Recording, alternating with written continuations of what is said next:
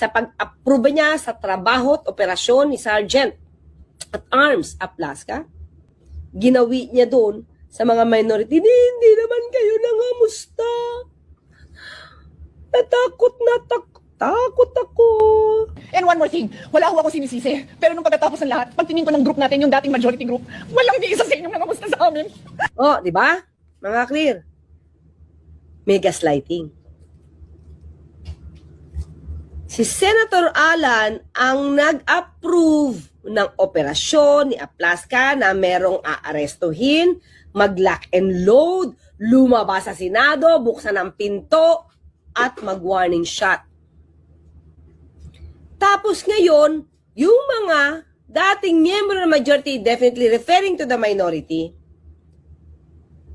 hinahanapan niya pa ng, kamusta kayo dyan?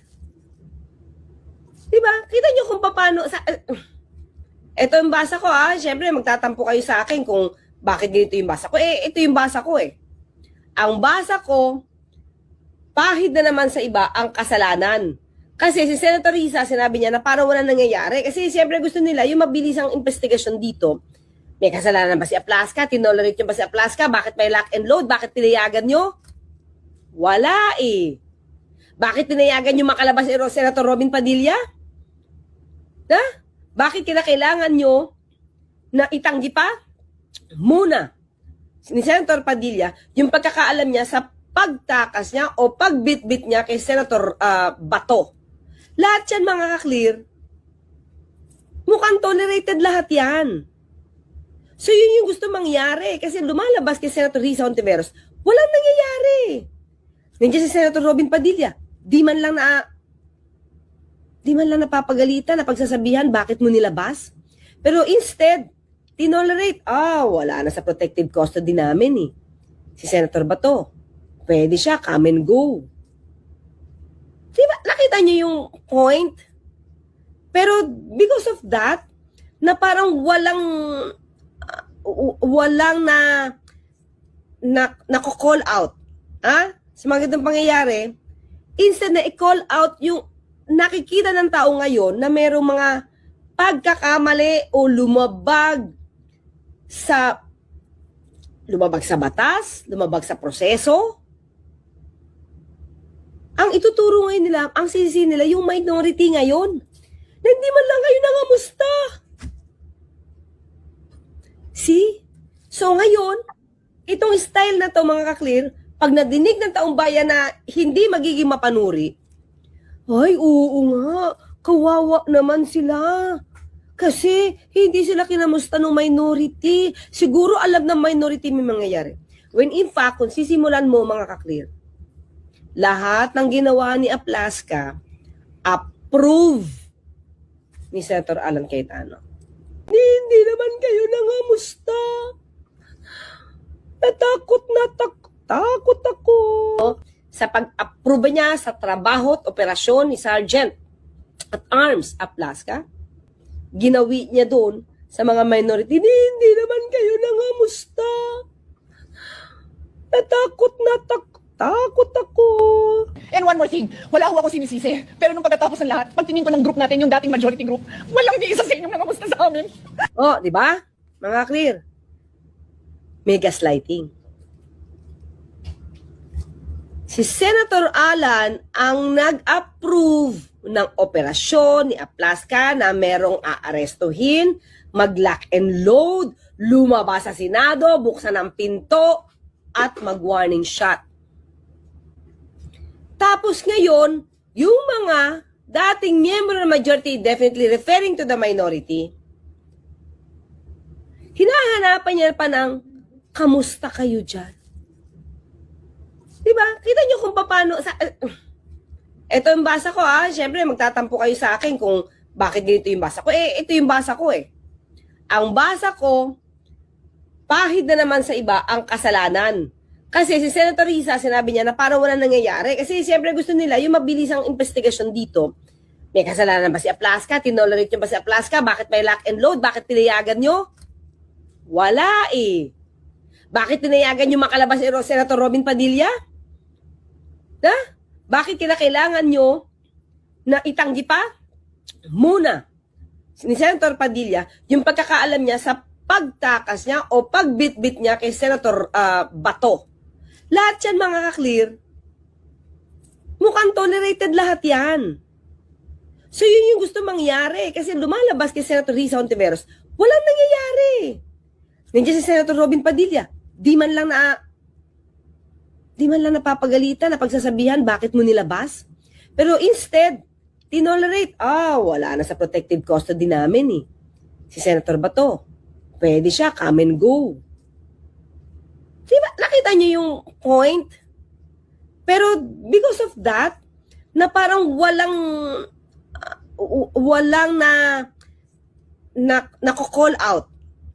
Sa mga ganitong pangyayari, instead na i-call out yung nakikita ng tao ngayon na merong mga pagkakamali o lumabag sa batas, lumabag sa proseso. Ang ituturo ngayon nila, ang sisi nila, yung minority ngayon, na hindi man lang kayo nangamusta. See? So ngayon, itong style na to, mga ka-clear, pag nadinig ng taong bayan na hindi magiging mapanuri, ay, oo nga, kawawa naman sila. Kasi hindi sila kinamusta ng minority. Siguro alam ng minority may mangyayari.